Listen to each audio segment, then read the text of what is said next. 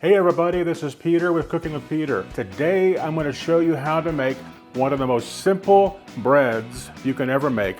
It's also one of the most delicious breads you can ever make. Let me tell you, I'm not a baker, but I can make bread really, really well.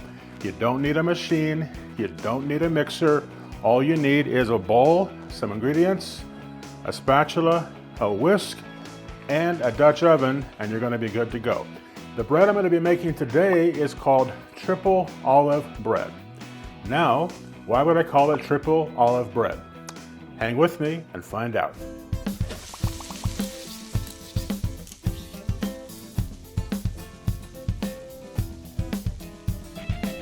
Okay everybody, now I'm going to show you how to make this triple olive bread. And the reason that I call it triple olive bread is that in most olive bread recipes, you have about a half a cup of olives that go into the bread. And this one, I'm going to be putting in slightly over a cup and a half of olives. And I also like to mix the olives up if I have a chance. So I just happen to have some big colossal pimento stuffed olives in my cabinet. I also have some Greek Kalamata olives. So I'm going to be tearing those up and I'm going to be working with those today. So let's go ahead and go over the ingredients. In the ingredients today, I'm going to have 14 ounces of water. This is just regular tap water, nothing special. I have 1 teaspoon of Italian seasonings. You can use any type of Italian seasonings you like.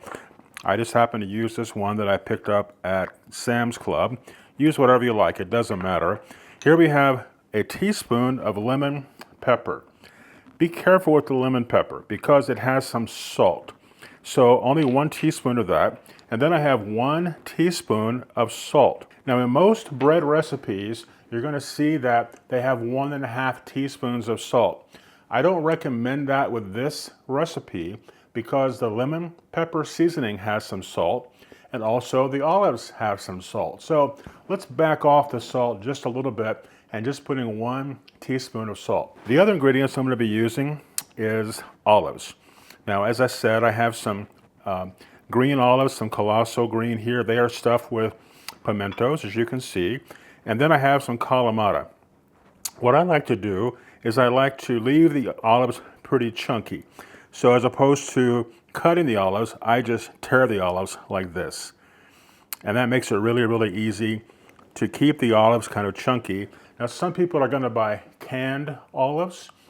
I really don't recommend it. I don't think they have really good flavor. A good place to buy olives and get them pretty fresh, if you go to your local supermarket, and sometimes they will have an olive bar. And then you could get a mixture of olives. And I'm telling you, that mixture of olives is going to make your bread taste a lot better. So give those mixed olives a try. The other ingredient I'm going to be using is some olive oil. And you know how I feel about olive oil. Use good olive oil because this is a flavoring ingredient. If you put in some cheap olive oil, it's just going to make your bread taste cheap. Put in a good quality olive oil. Now I happen to buy this one from Costco, and this is a extra virgin olive oil from Lazio area. You can use any good quality olive oil that you like. And then of course we have some bread flour. So let's get things going and I'll start mixing things up for the bread. I'm going to pull the bowl over here. What I like to do is I like to put the wet ingredients in first. The reason for that, and I've seen some people put in the flour and the dry ingredients first and add the water. I don't like to do that. Over the years I've learned that if I put in the wet ingredients first, things seem to mix up a little easier. So here I have 14 ounces of regular tap water. Going to go in. And to this, I'm going to be adding 1 teaspoon of table salt. Mix that in. Here I have the 1 teaspoon of lemon pepper. Put that into the water. And here I have 1 teaspoon of Italian seasonings. Use any Italian seasoning you want. Then I'm going to be putting in the yeast. Now what I'm using today is this packet of yeast. Now I'm trying to make the bread so that it's on its first rise, which will take about 1.5 hours, and so I use the entire packet. On some recipes for no knead bread, you put in just 1/4 teaspoon of yeast, and then let it sit on the counter overnight as you're sleeping, for example. When you come back in the morning, that quarter teaspoon of yeast has done its job, and the yeast is ready to go for its first proof. However, I'm trying to speed the process up a little bit, so I'm going to be using this entire packet of yeast, and that means that the first rise on the bread is going to be ready in about 1.5 hours, okay? So let me get some scissors because this is giving me a headache. So I'll just dump in this entire packet of the yeast. By the way, make absolutely sure that the yeast you're using is within date. You're going to see a date on every package of yeast. And what I always do now is I want to make sure that that yeast has about another 6 months to a year before it's out of date.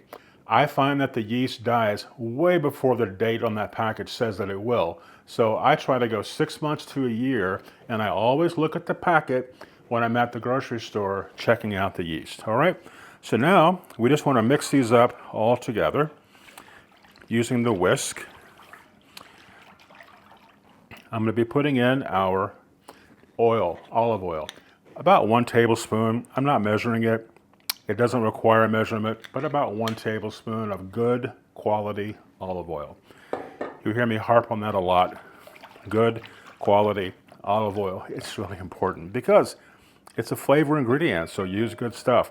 Now we're going to be using 3½ cups of bread flour today. So 3½ cups. I'm just going to scoop it out.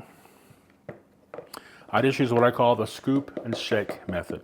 It doesn't have to be exact. This recipe is very forgiving. None of the ingredients have to be exact. I do think the water is important to be exact, but everything else, no. So I'm just going to dump in 3½ cups of bread flour. By the way, I want to give a shout out to my friend Annette, who was nice enough to buy these new scoops for me. She didn't like my plastic ones, so she bought these really fancy. Annette's a very fancy lady. So she bought me these nice gold-toned scoops. So we have 3 cups that have gone in, and this is about 1/2 cup, as you can see. So that's going to go in there. All right, I'll set the bread flour aside for a little while. Now, you want to use this side of a spatula, not this side. You'll use this side in a couple of minutes, but for mixing, use this piece of the spatula. The reason is that it will be much easier to move the flour around using this stick side of the spatula. So all we're trying to do now is just incorporate the dry ingredients into the wet, and we'll just make sure that all of that is all coming together nicely into a very shaggy ball, which it is. Basically what you're doing with this is that you're making the moves of a mixer, so that's all you're doing. Now I'm going to use this side of the spatula and just come around the side of the bowl, and we're going to be bringing all the stuff from the side into the bowl. Just making sure it's all incorporated. All right, now I'm going to be putting in the olives. I'm just going to dump those in just like you see. And now we'll just mix the olives up. I'm going to go back to my stick end and move that around so we can get flipping it all over, making sure those olives get incorporated into the bread. All right? You know, I can see that this dough is just slightly dry. So I'm going to put in just about a tablespoon or so more of oil. More of water, I'm sorry. Yeah, it's coming together a lot better now. If you see that the dough is acting a little dry, just add a little bit of water at a time. Not very much, because it'll become too much. All right, so now we've done that. As you can see, we kind of have our shaggy ball working here. Now we're going to go back to this side, and we're going to move it around. And what I like to do is I like to push or pull the dough from the bottom and push it down. I turn the bowl, I grab the dough from the bottom, and I push it down. A lot of people don't show you that, but you're making sure that everything gets incorporated that way, and therefore the bread's going to come out better. Just making sure that you just bring it together, bring it up, push it down, and one more time. I'm going to come over from this side. Yeah, there we go. Okay, so now we have a ball of dough, all right? You can see how it looks, just like that. This needs to go through what's called the first rise. The first rise is going to take about 1.5 hours to 2 hours max. Do not let it go beyond that, because your bread and your dough will overproof. You don't want that because it's a mess. It doesn't come out well. 1.5 hours, 2 hours max. I'm going to set this one back here. I'm going to pull up the one that I did earlier today, and we'll get started on that one so I can make the video go a little bit quicker for you and you're not hanging around 1.5 hours. All right, be right back. Okay, well, now I have brought up the bread that I prepared about 1.5 hours, 2 hours ago, and as you can see, it's gone through its great first rise, done very, very well. And so now we're going to do what's called degas and stretch the dough. So by degassing and stretching the dough, I'm going to take the stick end of the spatula, just move it around like this, and all we're trying to do is act like a mixer would. So that's the motion that we're making with our hand. So this is called degas and stretch. So move the dough around and pull it up a little bit, toss it around. It doesn't take much. Just bring it around like this, and there we have it. All right. Now what we're going to do is I'm going to set out a piece of parchment paper, and the bread dough needs to go through what's called its second rise. So I'm going to put some flour here on the parchment paper.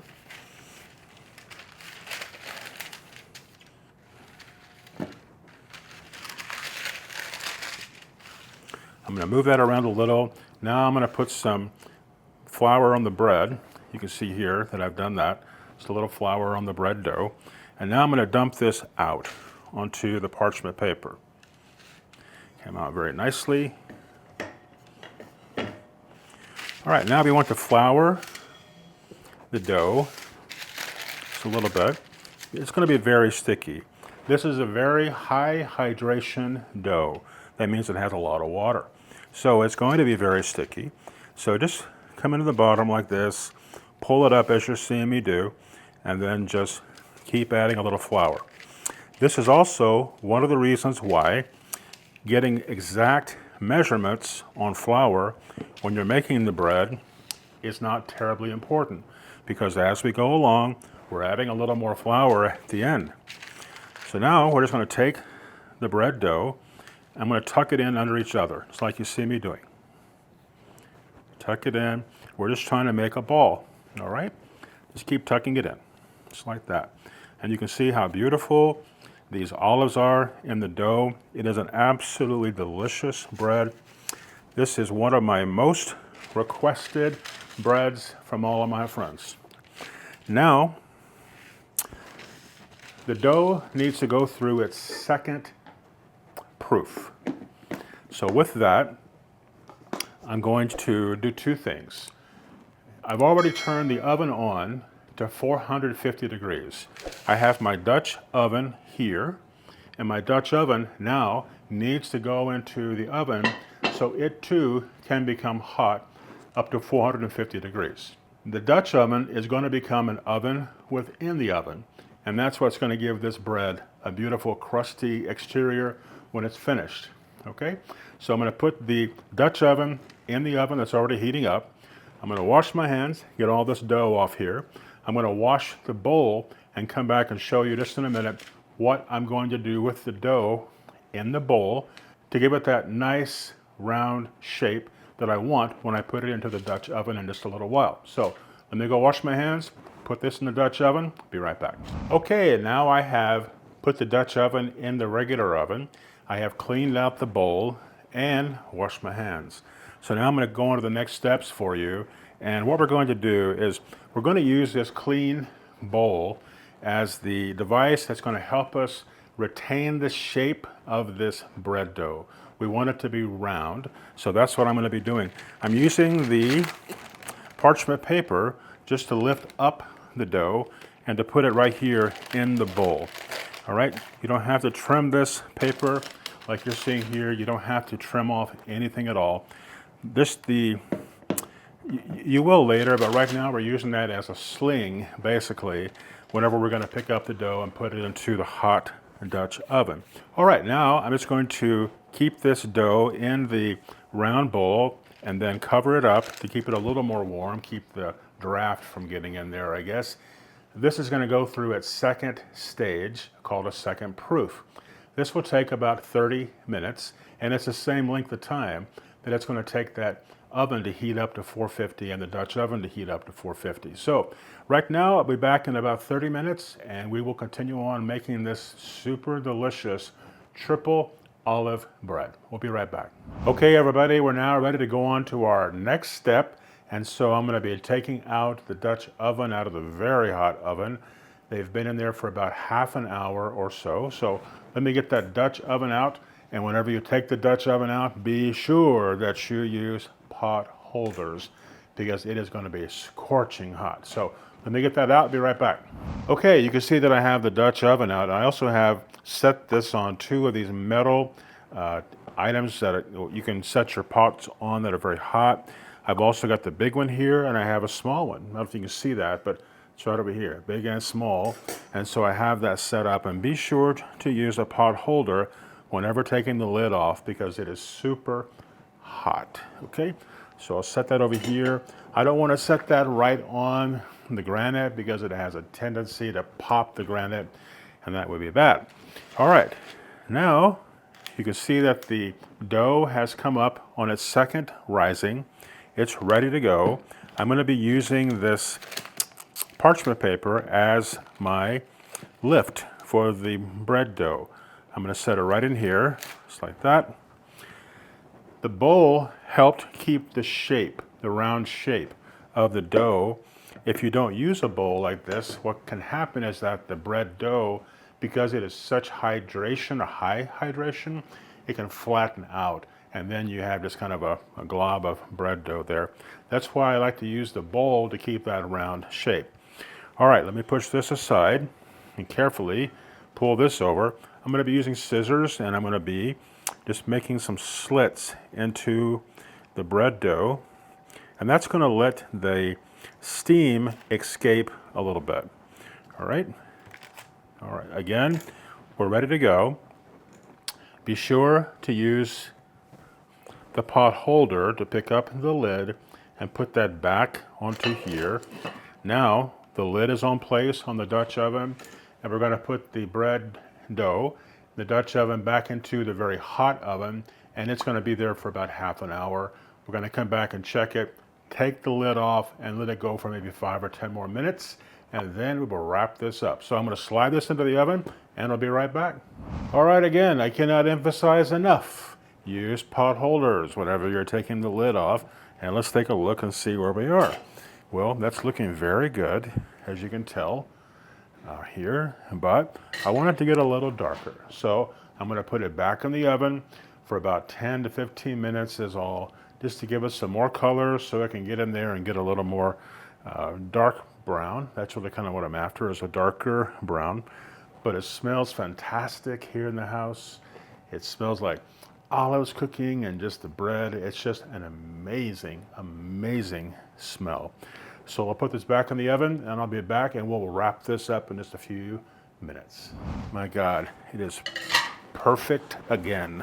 So my good friend Leonard Muscolino can tell you where that comment comes from. Perfect again.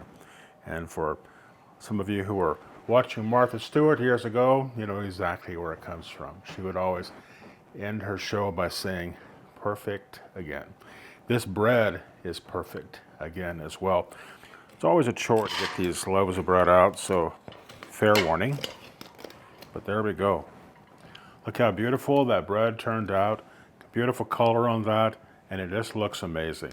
And then you want to let the bread cool for about 2 hours or so, hour and a half, something like that, because If you cut it right now, the bread is going to be gummy inside, and we don't want that. I want to thank all of you for watching today. Especially want to thank our supporters, those who were kind enough to support the channel. If you would like to be a supporter of the channel, you can do so. You'll see the link down below. Or if you just want to send us a one-time super thanks, we really do appreciate it. Thanks a lot for watching, and I hope you enjoy this bread. It is super delicious. Be sure to make it. See you next time. Take care.